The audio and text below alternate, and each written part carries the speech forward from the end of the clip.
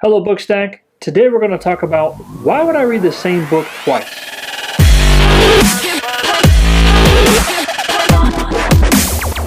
Alright, first off, I know what you're all thinking. You saw the outro last week, you thought it was awesome, but you want to know what that Lego set was in the background. It's Big Bang Theory. Glad you liked it. Glad you noticed. Oh, also, yeah, beard is gone. It was time. It was getting too much maintenance, too much of a hassle. Had to shave it off.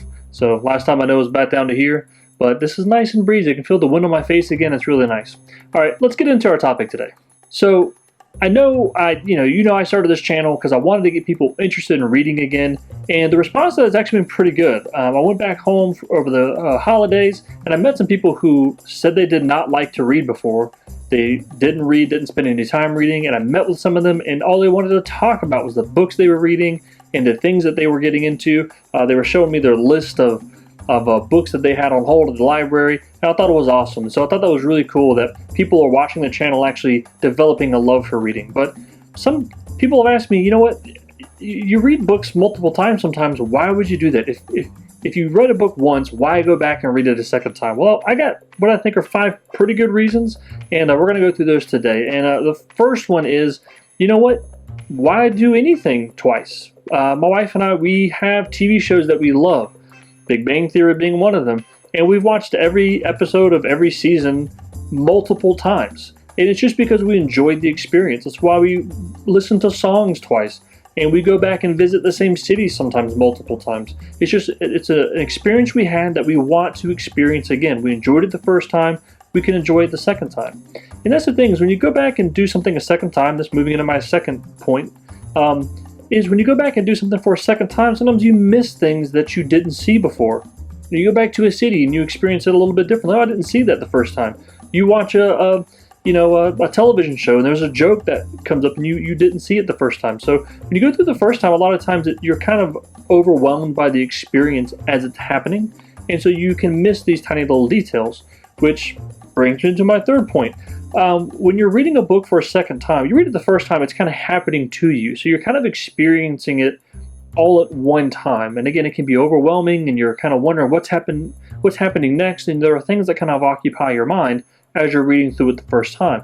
But the second time, when you know what's going to happen, you get a little bit more appreciation for how the author develops the plot.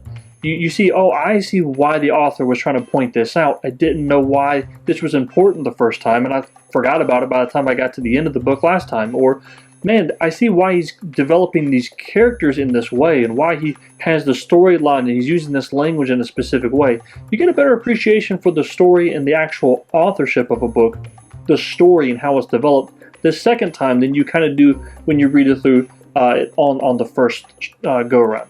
So my next 2 points I think are a little bit bigger, maybe a little bit more important. I read a statistic the other day, and they said if you read, for an hour a day or however many minutes a day over the course of 7 years, or had given a timeline, that you can become an expert in your field.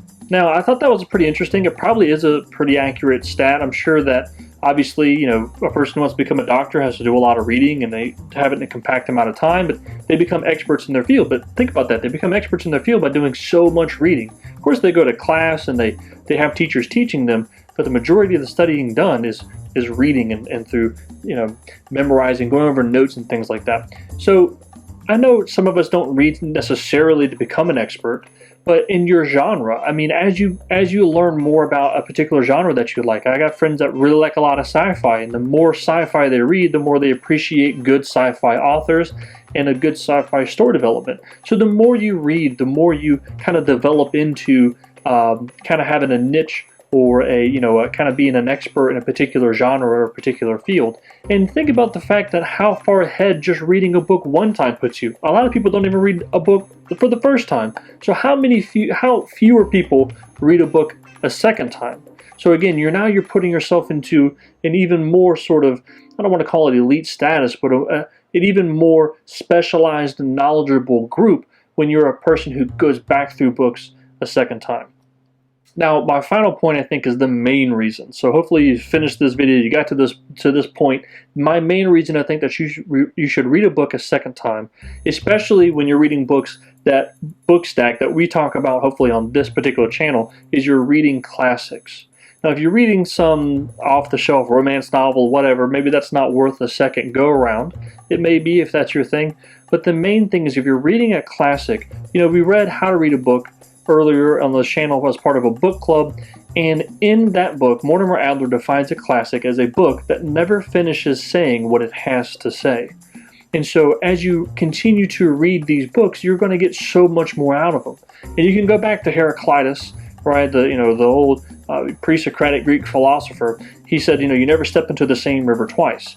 Now, reading is a two-person activity. You have the writer and you have the reader. So so maybe the river is the same in the case of a book, in the sense that the words are the same, the chapters are the same, the story is the same, the characters are the same, but you have grown and you have changed. So the same person doesn't step into the same book twice. And so as you go back through a book a second time, you're bringing new experiences, new insight, new wisdom, new just life as a person, how you've developed. And you're going to go back and read that classic book, and you're going to get so much more out of it. You're going to get a whole different perspective. It's going to say a whole new thing to you. Because the thing is, yes, stories are awesome, and that's part of the reason what draws us to read. But at the same time, we also want to grow. We read good stories because they help us grow. They contribute to our lives and change us, right? I heard a quote one time that said, "I don't remember all of the meals that I've eaten, just like I don't remember all the books that I've read, and yet they have made me." And so that's the reason we eat good meals, because we want to develop as a healthy person.